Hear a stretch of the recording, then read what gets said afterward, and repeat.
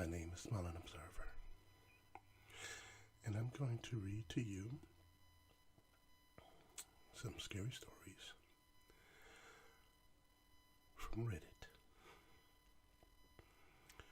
This story comes from the subreddit The Truth Is Here. It was posted a year ago by Osteorock. And here it goes. I have posted some of my stories on various Reddit threads. As per request, I am posting some here. As I have many different experiences, I figured it would be best to post a story here and add others as comments. The first story is the story of Bigfoot. The first takes place in the Kachina Mountains in the 80s. My friend was about 6 years old and was up in the mountains for a family reunion at the family cabin. The cabin in a meadow with a stone well near the tree line. They spent the day doing typical reunion things. 3-legged races, flag football, and whatnot. Then the sun starts setting, and the families retire to the cabin and call it a day. The older people plan to sleep in the 2 bedrooms, and the kids would sleep on a bed cot set up in the living room. All was well, and the kids were tucked into bed. My friend, let's call her Sandra, is uneasy and is reluctant to go to sleep.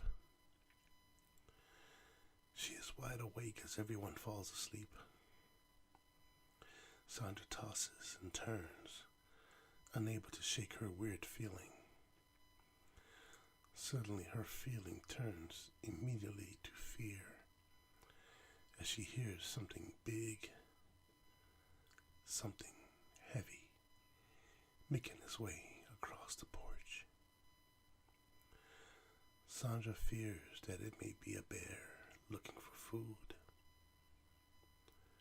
Little did she know it would be much worse. She could make out the shadow of something large and black as it passes the window. It is making its way to the door. She sees that the family didn't lock the door. Sandra is watching the door, scared to move or scream. She sees the doorknob rattle back and forth. Whatever is trying to open the door succeeds. The room floods with the most putrid stench, and she sees a large human hand make its way through the door. Sandra finally summons her strength to scream, "Dad!" Her father runs in and sees Sandra pointing at the door. He sees the hand and runs to the door and yells, "Hank, grab the gun!" Whatever was at the door runs. It was a full moon, and in the moonlight, they see the creature run across the yard. Hank, with hunting rifle in hand, looks through the scope and sees the creature crouching behind the well. Sandra's father assumes it is a bear and tells Hank to shoot. Hank pulls the trigger and hears the bullet ricochet off the well.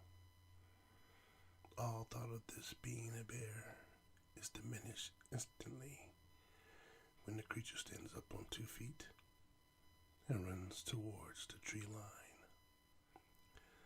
They never saw the creature again.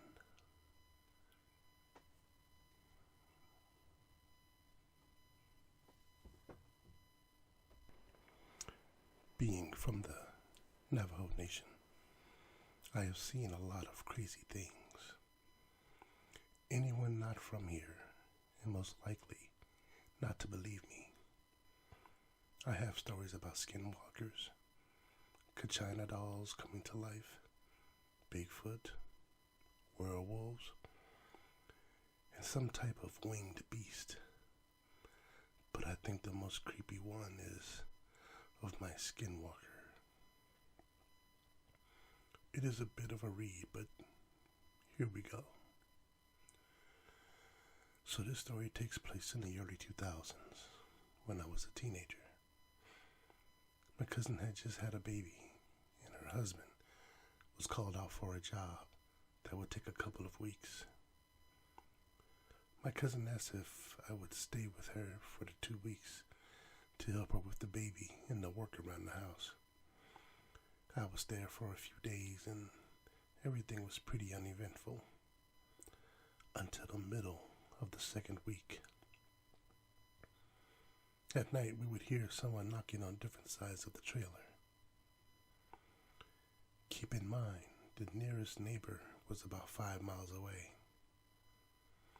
This continued for 3 nights in a row. The 4th night is when things take a turn for the worst. The night starts with the knocking, but it progresses to scratching. Worried that someone was trying to break in, I summoned the courage to go outside and confront whatever or whoever was messing with us. I only caught a shadow of whatever it was as it ran behind the trailer. I ran around yelling at it.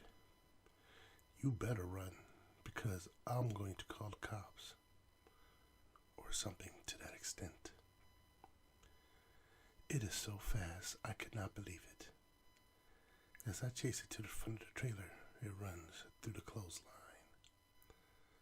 This is where it gets even crazier.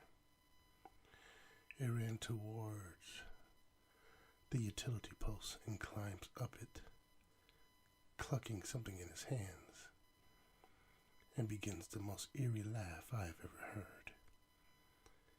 It jumps back down, dropping whatever it was holding, and runs towards the window of the trailer as if to peek in. My cousin was inside holding the baby. I run to the window and I look. To my amazement, it had disappeared. I run inside and tell my cousin it is gone. Needless to say, we didn't sleep well for the rest of the night. The next morning, I go outside and look at the window where it had seen it. I look at the ground and see bare footprints. However, these are no ordinary footprints. The best way I can describe it is it was a human footprint with claws like a wolf or a dog. I go to the utility pole and found what it had been clutching the night before. It was my niece's tiny little shirt. It goes without saying, we spent the next few days in the safety of my mother's home off the reservation. Too long, didn't read. Skinwalker harasses my cousin and I all night. The next story is about Kachina dolls. Now, if I'm not saying this word properly, please forgive me. And feel free to correct me. I have no problem taking correction. Kachina dolls. To understand these stories better, you have to know a couple of things about our culture. Navajos believe that we are not to own Kachina dolls because it is said they come to life at night. Traditionally, these dolls were made by Pueblo medicine men. When they were made, their creators would bless them and put their hair in the center of their dolls. This was before they were mass-produced by other people in other Okay, for this topic, I have two stories. Here is the first of the two. This first story takes place in the late 90s. I wasn't there for this story, but it happened to my cousin. She just moved into town and found a trailer to rent at a decent price. It was already furnished by her landlord that had just moved. He had asked my cousin not to move too many things, as she would be moving her stuff out over a period of time. Inside the trailer was a fake fireplace with a mantle on the top. On the mantle were a collection of Kachina dolls. My cousin was a little weary of these, as they are a taboo to own. But she left them in place as requested by her landlord. The first night is when things started getting weird. So my cousin gets ready for bed and lies down. In the middle of the night, she is woken up by something dropping in the living room. She gets out of bed and heads to the living room, turning on the lights as she gets there. She looks around to see what had fallen, only to discover 3 of the Kachina dolls laying on the floor. She thinks nothing of it and places them back on the mantle and heads back to bed. She was only lying down for about 30 minutes before she hears the same noise. She heads to the living room to see the dolls on the floor again. A little weirded out, she places them back on the mantle and heads back to her room. But before she gets there, she hears the noise again. Only this time the thud is followed by what sounds like tiny footsteps. She goes to the living room to find the dolls further than they had dropped the first time. Definitely weirded out now, she tries to shake it off and place them on the mantle once more and heads to bed. She was in bed for another 30 minutes when she hears them fall, followed by the taps of little feet running across the floor. She finds the little dolls on the floor by the door. She concludes that there is no way the dolls could have fallen that far on their own. She was officially freaked out at this point and decides to collect the dolls and put them in a box and places the box in her closet. All night she could hear the sounds of little scratches coming from the box. The next morning she asked the landlord to take the dolls and hasn't had a problem since. The second story. This story takes place in the 70s when my grandmother was a teenager. She decides to spend the night with her cousin on the reservation. To spend most of the evening swapping stories, trying to spook one another, when her cousin gets the great idea to bring out the Ouija board. They start by asking typical questions like, is anyone here? When did you die? Yada, yada, yada. They played for a few minutes without any action and put it away for a while. They pull it out around midnight and try again. When they finally get a response, I don't know the specifics of what they initially asked, but it led to them asking, are you here? The planchette moves to yes and slowly drags toward the picture in the bottom right. The face of a man behind the woman using the board. They are all convinced that the other is moving it to scare the other. And of course, they swear they are not. So they decide to ask, where are you? And the planchette spells out chimney. flashlights and head towards the fireplace and shine a light. About 5 or 6 feet up the chimney, they find a Kachina doll hanging there. There was no explanation for it being there, and no one could have placed it there as they had built a fire earlier in the evening. The ashes were still warm. They decided best to stop playing. My grandmother hasn't touched the Ouija board since.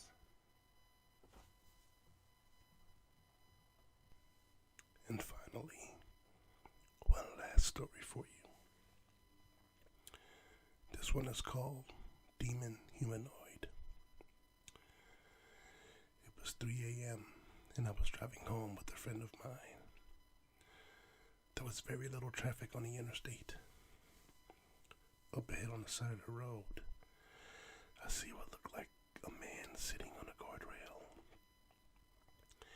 I got a horrible feeling in my gut. I had the feeling this guy was going to do something bad. I honestly felt as though he was going to jump in front of our truck to commit suicide or something. As we get closer, he stands up. I moved into the next lane. As we get closer, he starts walking into the road. I start panicking. There was no time to slow down, and I could not swerve to avoid him for fear of rolling the truck. My friend and I start screaming. Just as we were about to hit to what I thought was a man, jumps and has wings and jumps over the entire truck. It was only visible for a second, but I can still remember it clear as day. It had the body of a man from head to the waist, but from its waist down was hairy. The wings were also dark. The feet were the worst. Instead of human feet, there were these horrible talons, similar to that of a chicken, but also dark and hairy. The best comparison I can make is that it looked like a human-sized gargoyle. It was the most horrifying thing I've ever seen. If my friend hadn't seen it as well, I would think I had gone crazy. On a side note, in the years since that night, I've met one other person that has seen the same, if not extremely similar creature. Too long, didn't read. Driving home late one night, almost hit a gargoyle, demon-like creature. I've heard the stories, but this thing was different, almost fleshy, if you will. Then there's the werewolf. Okay, the werewolf story. Unfortunately, or fortunately for my sake, the encounter didn't happen to me, rather my cousin. It was late one summer night, and my cousin was out riding a dirt bike with her boyfriend. As they were back, roads on the reservation. Driving random roads is a popular date option. This night in particular, they were out riding near a local coal mine. It was pretty late, so they decided to head home. Instead of taking the paved road, they take another random dirt road. They were riding for a couple of miles when the boyfriend slams on the brakes. He had seen something huge run across the road in front of them. He asked my cousin if she saw anything. She said no and brushed it off, as him just trying to scare her. They continued driving, passing the area he thought he saw something. Just a few yards after they passed the area, my cousin feels as though something is behind them. She turns around and sees a huge black dog chasing them. She taps her boyfriend on the shoulder and motions for him to look. Whatever it was is gaining on them, and fast. Faster than any dog possibly could run. They try speeding up, but no matter what they do, it catches up. My cousins went on the back of the bike and started screaming bloody murder. The dog was just inches away when suddenly it stands up on its rear legs and starts to swipe at her. The creature is still keeping full pace with them running on its rear legs. The chase continues until my cousin and her boyfriend reach the main road with street lights. Once they hit the main road, the creature turns around and runs back into the bushes on the side of the road. When my cousin gets home, she is visibly shaken. It took her almost an hour before she could finally tell me what had happened. To this day, I avoid that road at all costs. At this point, ladies and gentlemen, I would like to take the time to say thank you. Thank you for listening. Thank you for your support. Thank you for allowing me to be a part of you and entertain you and to enjoy this thing we call life. I would like to take the time to thank user Osteorock. I did not get his permission to read his stories on my channel. I apologize, but if it's any consolation, I am not being paid for this in any way, shape, form, or fashion. But thank you for sharing your life with us and your experiences with us. Now, I have a story that my mom told me when I was a kid. And to this day, I wish she never told me. It scared me so bad as a kid.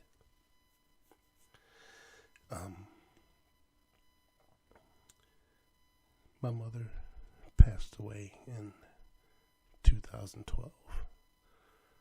She went on to be with God. And I thought about it. She told me about this story. And I don't believe that anybody else knows this story. But she's told me different stories that I cannot fully express to you because I don't know them all. I only remember being told about them. I remember my aunt saw the ghost of a dead soldier. And the soldier was Civil War era. And she saw that ghost in South Carolina. My mother also told me about an experience that my uncle had. What's that laughter? Is that laughter? I hear laughter.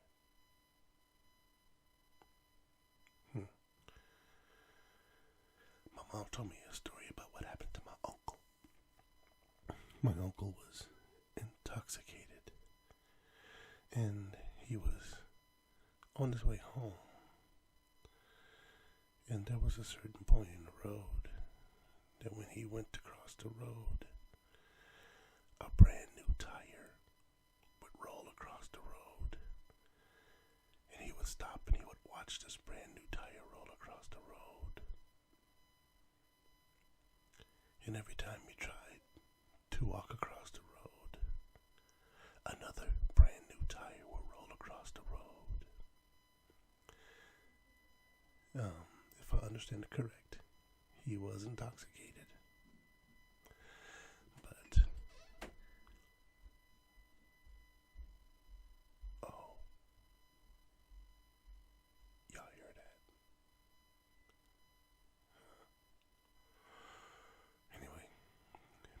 was intoxicated. And I don't think he was able to make it home that night because those tires would not let him. Maybe it was an omen of sorts to keep him from going any further. Who knows what danger lay ahead if he had continued. And the final story was a story my mother told me about. And the story is about a plat eye. I don't know what the plat eye is, but if my memory serves me correct, she described it as a horse, a white horse, with his mane braided up like a girl's, and one of the plaits comes over one of its eye. I believe this thing that she was telling me about fits the description of a skinwalker, but don't quote me on that. And she said something to the effect of, you don't want to see a plat eye, you don't want to meet one. And she told me that they would come out in the darkness or something like that. Now, I was born and raised in South Carolina, and as a young man, a teenager, and a young man, oh my goodness, what is that? As a young man, I've gone many places by myself at night. I've walked through the darkness, and I have never seen anything that's frightened me. Nothing more than a dog. For some reason, the dogs in my neighborhood or in a part of my hometown would gang together, and when they get in a pack, if you're walking by, they will chase you. Herd mentality, I guess. But the one thing that did get me was one night I went to the grocery store. This was Halloween in the late 90s. And I was walking back from the grocery store. And I walked past the funeral home on the way to my apartment complex. And I walked beneath this huge tree by what I thought was an abandoned house. Now, it was a clear and starry night. The moon was out, and the air was still and chilled. When I got beneath that tree, it's like something with great wings was flying over it at that very moment. And the wind, no, let me rephrase that. It wasn't the wind. The tree leaves in the top began to shake, as if something was in it.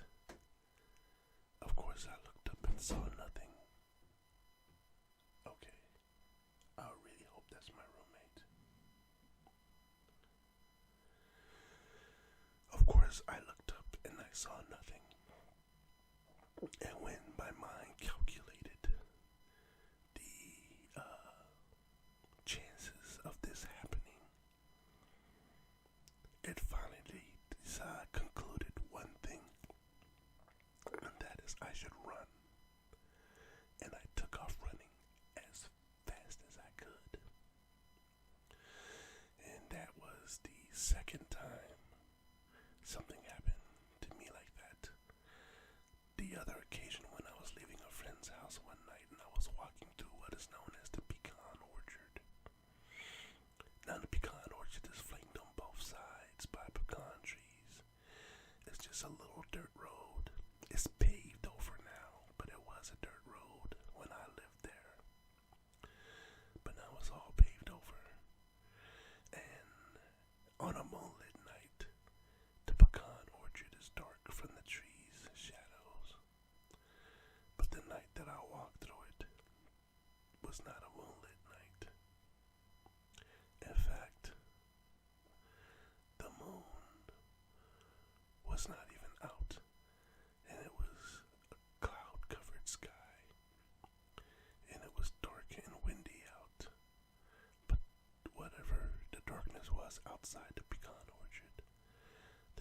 was inside the pecan orchard was magnified. And so I started walking. And as I got to the middle of the pecan orchard, I heard a noise I'd never heard before. And I stopped. And as I squinted through the darkness trying to get my eyes to adjust, I saw the silhouette of something very huge walking on all fours across my path. And this thing, I was looking at the top of it, and I stand 5'10", and I'm looking at the top of it. And I watch it walk across the road. And this is where I believe God had his hands upon me. Because if that thing was a bear and it smelled me, it could have attacked unprovoked and it would have killed me. But it did not. It continued to walk across the way, and I just stood there watching it move. And when it was gone, I breathed a small sigh of relief, and then I continued on my way home. And when I crossed its path, where it had crossed, I heard it make a noise in the woods, and that was when I took off running. And I did not stop running until I made the threshold of my apartment complex. And even when I made the threshold of my apartment complex, I ran all the way to my mom's front door. I struggled to get my key in the door and to open the door. And when I got in, I closed the door and I locked it.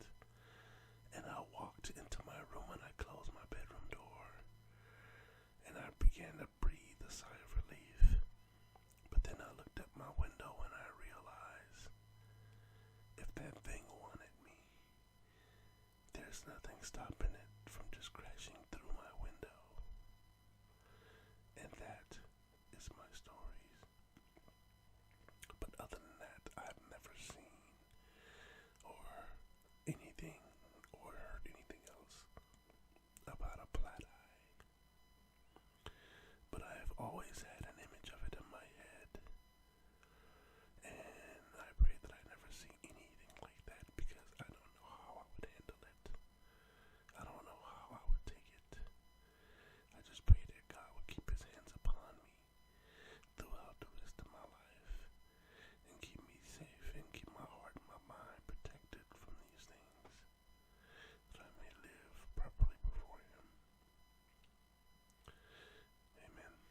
Well, anyway, I'm sorry. I just kind of fell off into a prayer there out of concern, but I hope you guys have a good night. I hope you guys sleep well, and I'm looking forward to Halloween. The last time I posted a video, I asked if people wanted me to do a live Reddit reading or not. Well, it's been an over-resounding yes. So, I'm looking at Halloween night. I'm planning on doing a live Reddit reading on Halloween night. That gives me plenty of time to rest,